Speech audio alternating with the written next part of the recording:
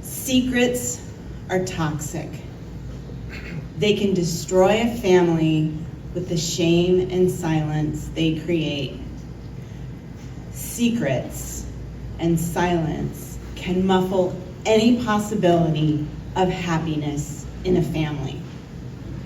Growing up, I always thought that happy families were noisy because they were having fun, they were talking, they were laughing.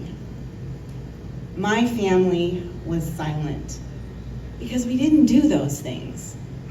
And most of all, we didn't talk. There were so many subjects that were forbidden. And the biggest one was my dad. How did he get here? Where was my grandfather?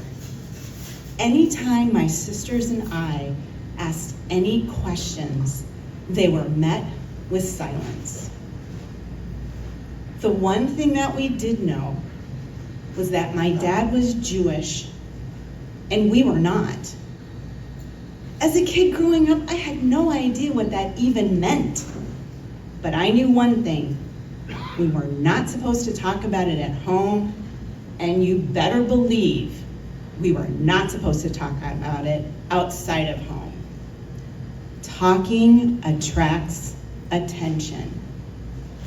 If you're silent, your secret can hide in the dark. So growing up, my sister and I became detectives. We asked anyone we could think of what they knew about my dad or my grandfather. And slowly, we learned some things. My dad and my grandmother came over from Germany in 1939. What happened to my grandfather? So we dug a little deeper. And one day in our house, we found a book called The Voyage of the Damned. It was the story of the SS St. Louis, which was a German boat that took off or sailed in 1939 full of Jewish refugees. They were supposed to land in Cuba for a new life. But when they got to Cuba, they were refused entry. So they sailed up to the United States, where they were again refused entry. So they had to go back across the Atlantic, where England, Belgium, the Netherlands, and France took the refugees in. We found my grandfather's name in the index. So armed with this knowledge and a little more years under our belt and some courage, we went to my dad and told him what we had found. And finally, he told us that his dad, our grandfather, was on that boat. He went back to France, where he hid around until the German invasion. And then a kind farmer hid him in his barn. And then the Gestapo came and killed them both. So that was it. That was the story. That's what we knew. For years and years and years, this was our story. When I was 18, my mom died. And she was the glue that held the family together. She was the laughter. She was the one that brought joy to our lives. So we just kind of fell apart. And my dad left, and he didn't talk to us again. Years later, we found out he died. And a week later, we found out his mom died.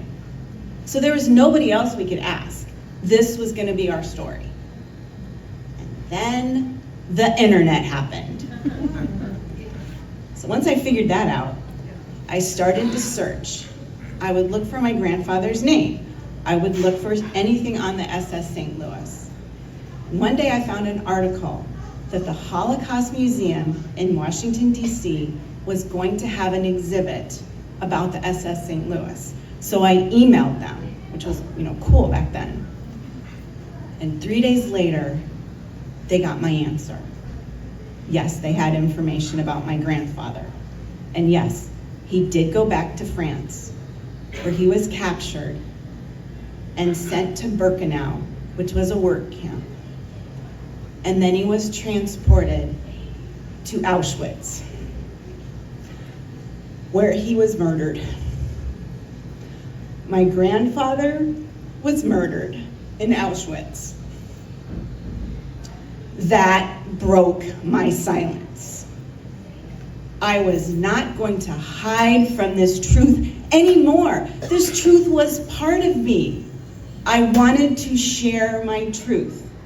If you tell a secret, it loses its power. So now, my family is noisy. We laugh, we cry, we yell, we have fun. There is not a lot of silence because there is not a lot of secrets. My grandfather's name was Sigbert Seligman. He was murdered in Auschwitz. I am so proud to be his granddaughter, and I think he would be very proud of the noise I have made. Thank you.